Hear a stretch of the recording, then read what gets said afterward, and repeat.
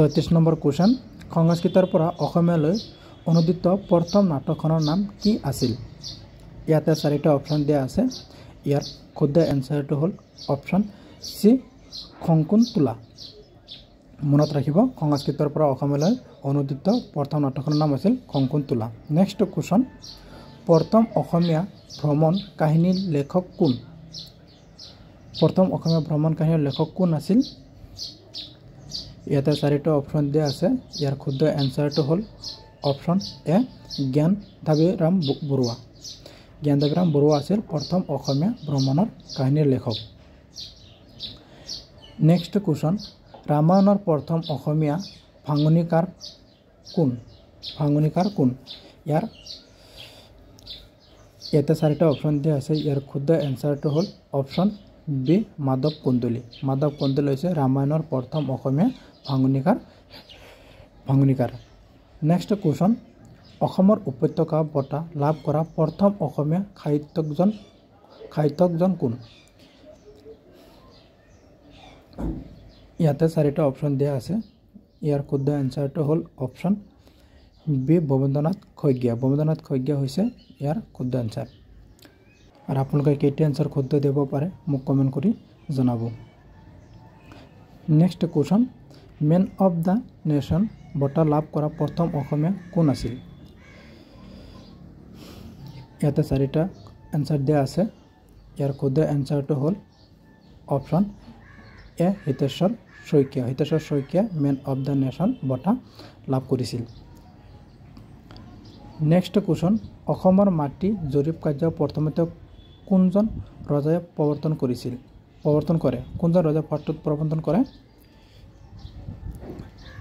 ইয়াৰ শুদ্ধ এনসাৰটো হ'ল অপচন ডি গদাধৰ সিংহই অসমৰ মাটি জৰীপ কাৰ্য প্ৰথমতে ৰজাই প্ৰৱৰ্তন কৰিছিল নেক্সট কোৱেশ্চন কিমান চনত অসমৰ ব্ৰিটিছৰ অধীনলৈ যায় অসম ব্ৰিটিছৰ অধীনলৈ গৈছিল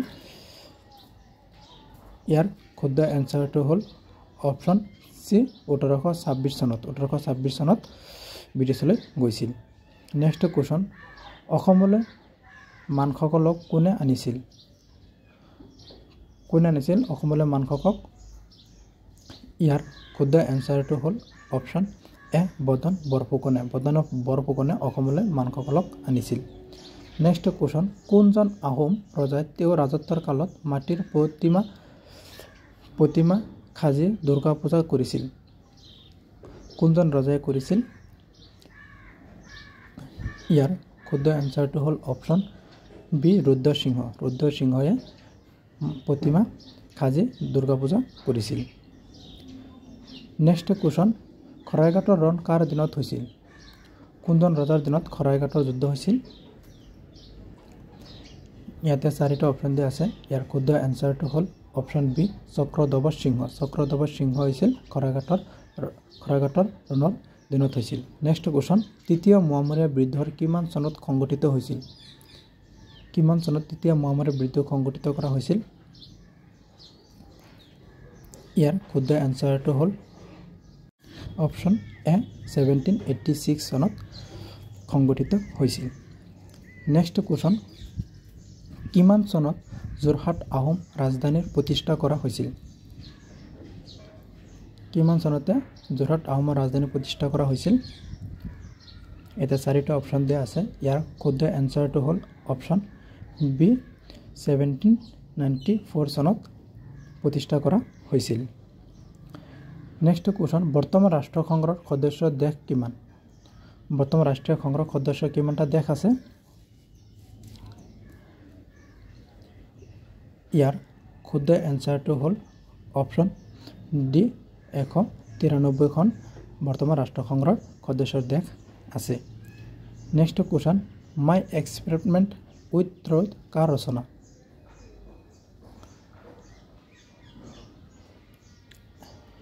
ইয়াৰ শুদ্ধ এনসাৰটো হ'ল অপচন বি মহাত্মা গান্ধীৰ ৰচনা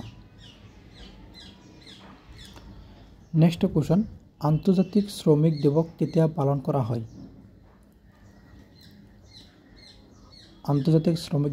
পালন কৰা হয় ইয়াৰ শুদ্ধ এনসাৰটো হ'ল অপচন এ 1 মে তাৰিখে আন্তৰ্জাতিক শ্ৰমিক দিৱস পালন কৰা হয়। আৰু ইয়াত আপোনালোকে কেইটা এনসাৰ শুদ্ধ দিব পাৰে মোক কমেন্ট কৰি জনাব। আৰু ভিডিওটো ভাল লাগিলে এটা লাইক কৰিব আৰু চেনেলটো সাবস্ক্ৰাইব কৰি থব দ্বিতীয়বাৰ এনেদৰে ভিডিও পোৱাৰ কাৰণে। আৰু আপোনালোকে এতিয়া বহুত সময় আছে, ভালদৰে প্ৰিপাৰেচন কৰি থাকক। নেক্সট কোৱেশ্চন, বিশ্বৰ কোনখন দেশে সৰ্বাধিক কাৰ্বন ডাই অক্সাইড উৎপন্ন কৰে? কোনখন দেশে সৰ্বাধিক কাৰ্বন ডাই অক্সাইড উৎপন্ন কৰে? ইয়াৰ শুদ্ধ এনসাৰটো হ'ল অপশ্যন সি, চীন দেশে সৰ্বাধিক কাৰ্বন ডাই অক্সাইড উৎপন্ন কৰে। নেক্সট কোৱেশ্চন, সকলোতকৈ পাতল গেছ কি? একেবাৰে সহজ কোৱেশ্চন, সকলোতকৈ পাতল গেছ কি? ইয়াৰ শুদ্ধ এনসাৰটো হ'ল অপশ্যন বি, হাইড্ৰোজেন। হাইড্ৰোজেন হৈছে সকলোতকৈ পাতল গেছ। নেক্সট কোৱেশ্চন, প্ৰথম এছিয়ান গেমছত ক'ত অনুষ্ঠিত হয়? ক'ত অনুষ্ঠিত কৰা হৈছিল? ইয়াৰ শুদ্ধ এনসাৰটো হ'ল অপশ্যন এ, দিল্লী। দিল্লীত অনুষ্ঠিত কৰা হৈছিল। নেক্সট কোৱেশ্চন, মাদাৰ টেৰেছাই কোন চনত ভাৰত ৰত্ন পুৰস্কাৰ পাইছিল? কোন চনত ভাৰত ৰত্ন পুৰস্কাৰ পাইছিল? ইয়াৰ শুদ্ধ এনসাৰটো হ'ল অপশ্যন ডি, 1980 চনত। 1980 চনত মাদাৰ টেৰেছাই ভাৰত ৰত্ন পুৰস্কাৰ পাইছিল। নেক্সট কোৱেশ্চন, কি প্ৰাণীৰ তেজত ৰঙা কণিকা নাথাকে? কোন প্ৰাণীৰ তেজত ৰঙা কণিকা নাথাকে? ইয়াৰ শুদ্ধ এনসাৰটো হ'ল অপশ্যন সি, কেঁচু। কেঁচুৰ প্ৰাণীৰ দেহত ৰঙা কণিকা নাথাকে। নেক্সট কোৱেশ্চন, কোন চৰাইৰ কণী সকলোতকৈ ডাঙৰ? ইয়াৰ শুদ্ধ এনসাৰটো হ'ল অপশ্যন এ, উট চৰাই। উট চৰাইৰ কণী সকলোতকৈ ডাঙৰ। নেক্সট কোৱেশ্চন, আজাদ হিন্দ ফৌজ কোন চনত গঠিত হৈছিল? ইয়াতে 4টা অপশ্যন দিয়া আছে। ইয়াৰ শুদ্ধ এনসাৰটো হ'ল অপশ্যন ডি, 1942 চনত। নেক্সট কোৱেশ্চন, মহাভাৰতত অসমীয়া ভাঙনি কোনে কৰিছিল? কোনে কৰিছিল মহাভাৰতৰ অসমীয়া ভাঙনি? ইয়াৰ শুদ্ধ এনসাৰটো হ'ল অপশ্যন এ, ৰাম সৰস্বতী। ৰামে সৰস্বতীয়ে কৰিছিল। নেক্সট কোৱেশ্চন, জয়মতী কথাছবি চাওদাং বৰুৱা ভূমিকাত কোনে অভিনয় কৰিছিল? ইয়াত 4টা অপশ্যন দিয়া আছে। ইয়াৰ শুদ্ধ এনসাৰটো হ'ল অপশ্যন বি, ফণী শৰ্মা। ফণী শৰ্মাই অভিনয় কৰিছিল। নেক্সট কোৱেশ্চন, মুখ্যমন্ত্ৰীক কোনে নিযুক্তি দিয়ে? কোনে মুখ্যমন্ত্ৰীক নিযুক্তি দিয়ে? ইয়াৰ শুদ্ধ এনসাৰটো হ'ল অপশ্যন এ, ৰাজ্যপালে। ৰাজ্যপালে মুখ্যমন্ত্ৰীক নিযুক্তি দিয়ে। নেক্সট কোৱেশ্চন, নগৰ সমিতিৰ কাৰ্যকাল কিমান বছৰ? কিমান বছৰ নগৰ সমিতিৰ কাৰ্যকাল? ইয়াৰ শুদ্ধ এনসাৰটো হ'ল অপশ্যন ডি, 5 বছৰ। 5 বছৰ হৈছে নগৰ সমিতিৰ কাৰ্যকাল। নেক্সট কোৱেশ্চন, ভেটিকান চিটিৰ মুদ্ৰাৰ নাম কি? ভেটিকান চিটিৰ মুদ্ৰাৰ নাম কি? ইয়াৰ শুদ্ধ এনসাৰটো হ'ল অপশ্যন বি, লিৰা। লিৰা হৈছে ভেটিকান চিটিৰ মুদ্ৰাৰ নাম। নেক্সট কোৱেশ্চন, আয়াৰলেণ্ডৰ মুদ্ৰাৰ নাম কি? আয়াৰলেণ্ডৰ মুদ্ৰাৰ নাম কি? ইয়াৰ শুদ্ধ এনসাৰটো হ'ল অপশ্যন এ, ইউৰো। ইউৰো হৈছে আয়াৰলেণ্ডৰ মুদ্ৰাৰ নাম। নেক্সট কোৱেশ্চন, ৰাজীৱ গান্ধীৰ সমাধিস্থলক কি বুলি জনা যায়? কি বুলি জনা যায় ৰাজীৱ গান্ধীৰ সমাধিস্থলক? ইয়াৰ শুদ্ধ এনসাৰটো হ'ল অপশ্যন চি, বীৰভূমি। বীৰভূমি সমাধিস্থলক বুলি জনা যায়। নেক্সট কোৱেশ্চন, ভাৰতৰ প্ৰথম মহিলা প্ৰধানমন্ত্ৰী কোন? কোন প্ৰথমতে ভাৰতৰ মহিলা আছিল প্ৰধানমন্ত্ৰী আছিল? ইয়াৰ শুদ্ধ এনসাৰটো হ'ল অপশ্যন এ, ইন্দিৰা গান্ধী। ইন্দিৰা গান্ধী হৈছে ভাৰতৰ প্ৰথম মহিলা প্ৰধানমন্ত্ৰী। নেক্সট কোৱেশ্চন, আনন্দমঠ কাৰ ৰচনা? কোনে আনন্দমঠ ৰচনা কৰিছিল?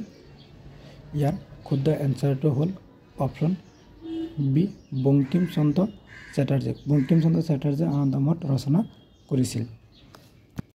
নেক্সট কুৱেশ্যন, নৰকাসুৰৰ পুত্ৰৰ নাম কি আছিল? ইয়াৰ শুদ্ধ এনচাৰটো হ'ল অপশ্যন এ বগদ আছিল নৰকাসুৰৰ পুত্ৰৰ নাম। নেক্সট কুৱেশ্যন, মুছলমানে দ্বিতীয় আক্ৰমণ কেতিয়া কৰিছিল?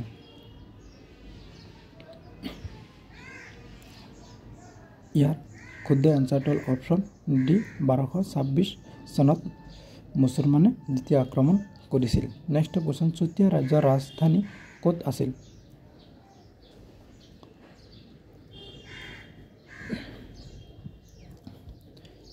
ইয়াৰ শুদ্ধ এনচাৰটো হ'ল অপশ্যন চি সন্ধিয়া আছিল চুতীয়া ৰাজ্যৰ ৰাজধানী। নেক্সট কুৱেশ্যন, লাচিত দিৱস কেতিয়া পালন কৰা হয়? কিমান তাৰিখে লাচিত দিৱস পালন কৰা হয়? ইয়াৰ শুদ্ধ এনচাৰটো হ'ল অপশ্যন বি 24 নৱেম্বৰ তাৰিখে লাচিত দিৱস পালন কৰা হয়। এইখিনি আছিল আজিৰ ভিডিঅ'টো সম্পূৰ্ণ চোৱাৰ বাবে ধন্যবাদ। জয় অসম। আৰু মোৰ চেনেলটো নতুন চেনেলটো ছাবস্ক্ৰাইব কৰি ৰাখিব আৰু ভিডিঅ'টো ভাল লাগিলে এটা লাইক কৰিব।